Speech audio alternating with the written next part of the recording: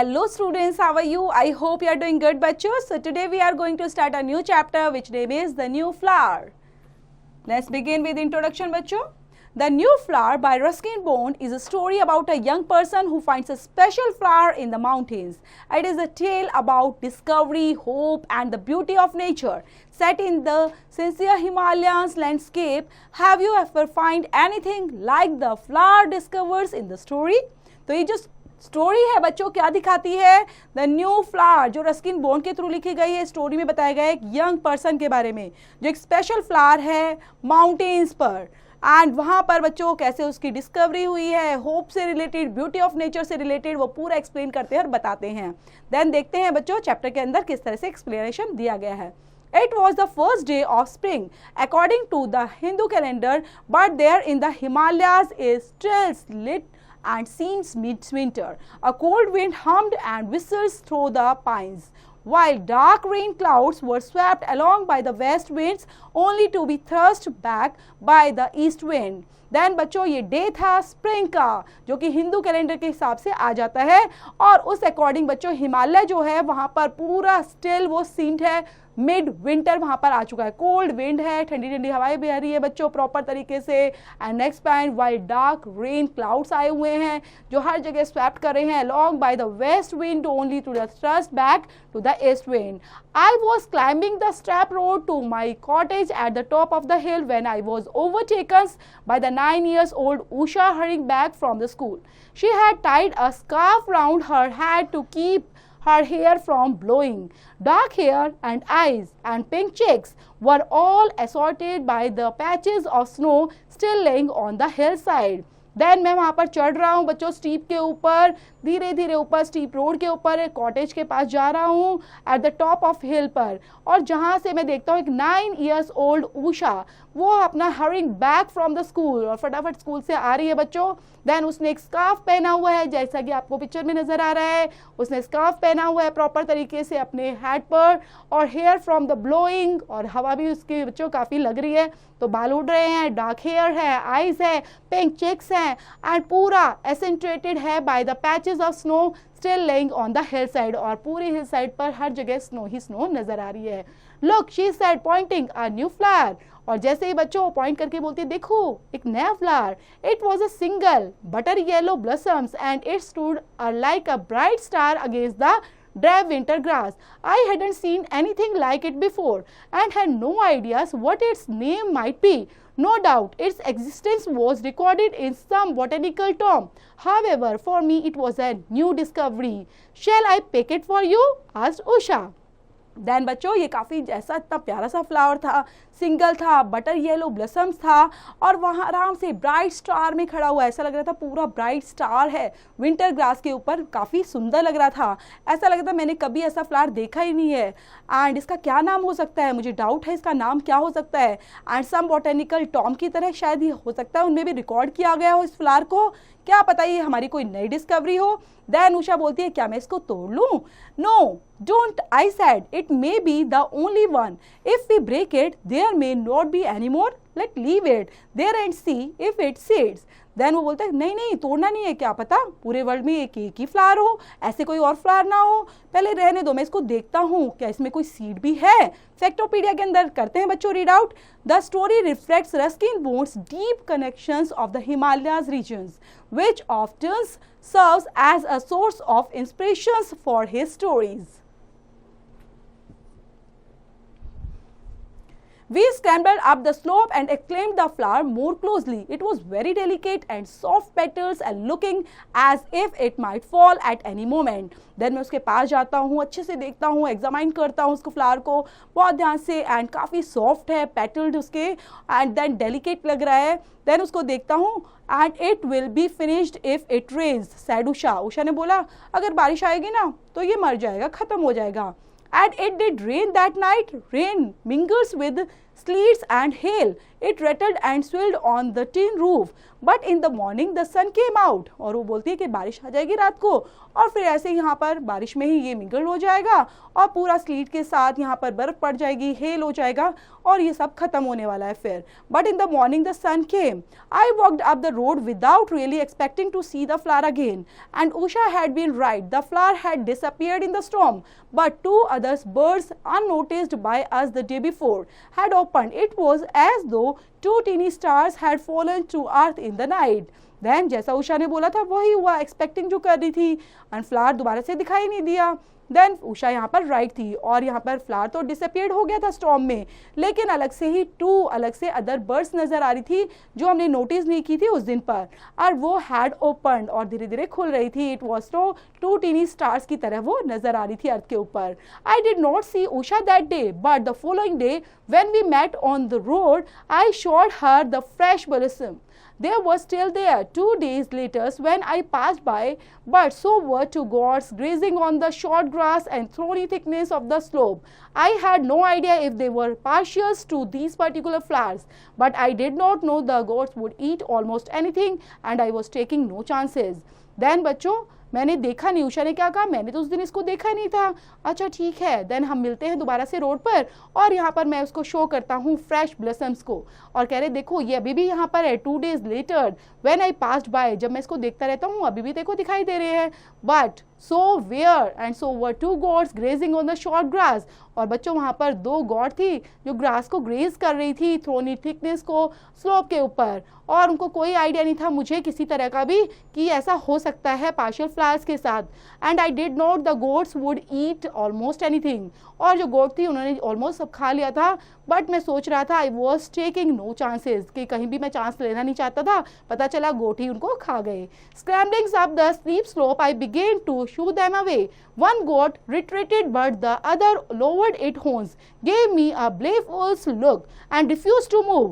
It reminded me a little of my grandfather's pet goat who had once pushed a visiting officials into a bed of Nestorminus. So I allowed discretions to be the latter parts of the venomous and backed away.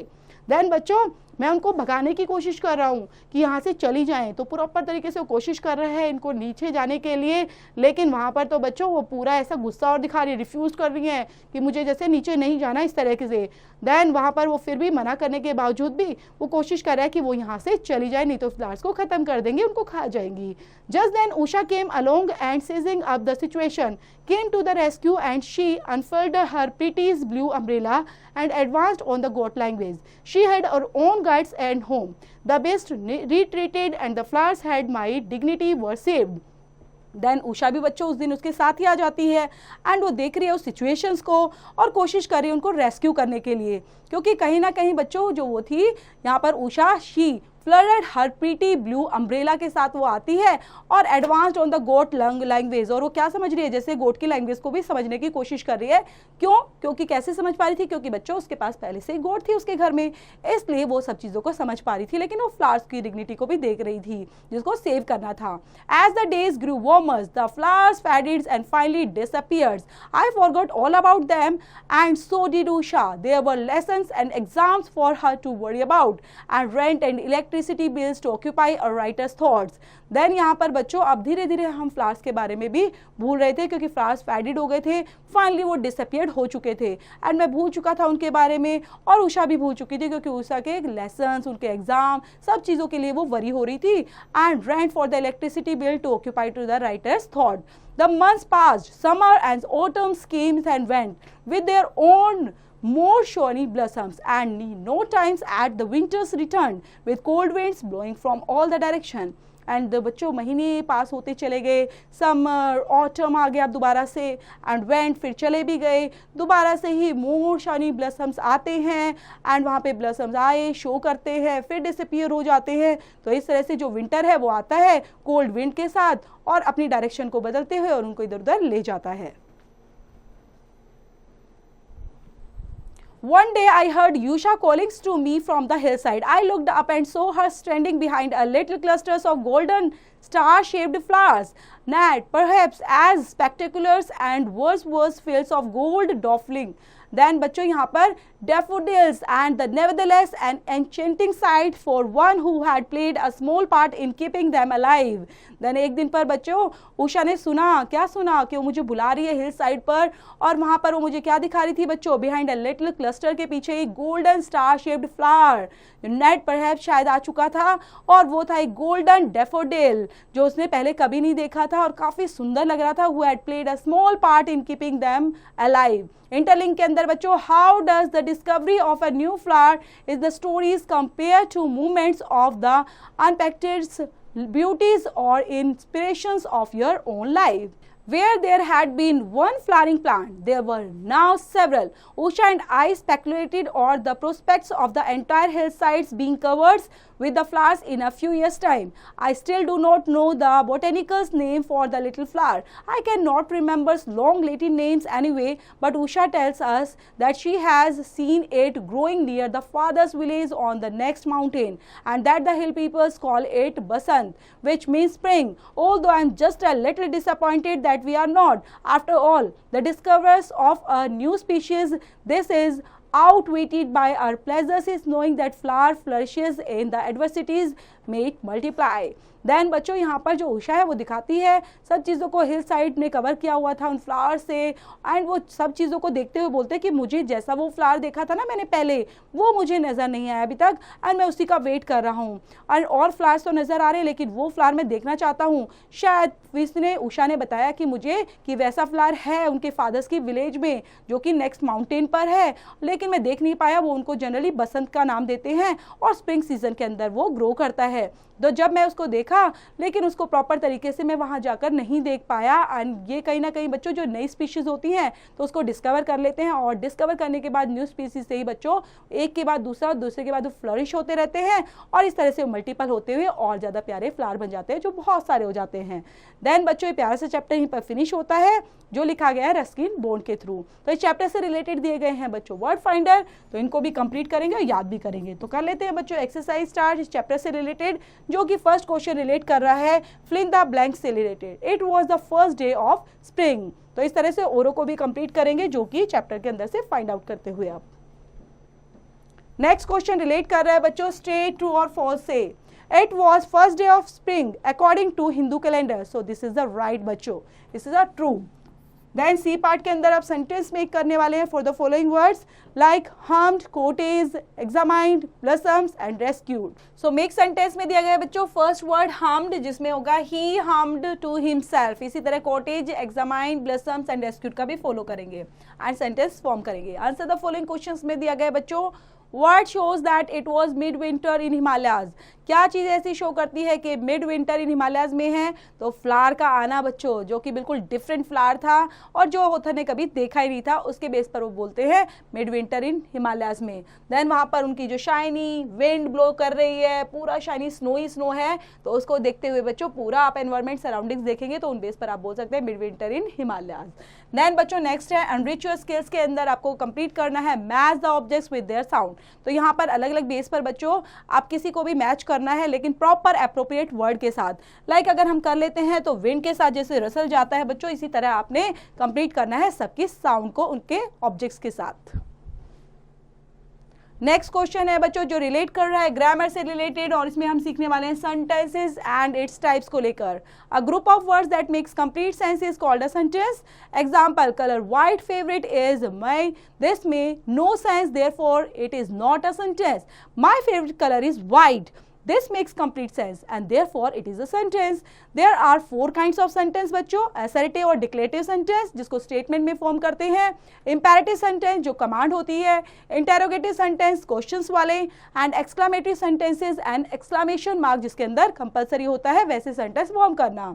First is an assertive sentence is a sentence that states a fact. Such sentences are simple statements. They state, assert and declare something. Example, Priya is a student. She lives lives in a big city. And second देख लेते हैं बच्चों, जिसमें दिया गया है imperative sentence is a sentence which gave us command, makes a request to express a wish. Go to your room, ये order हो गया.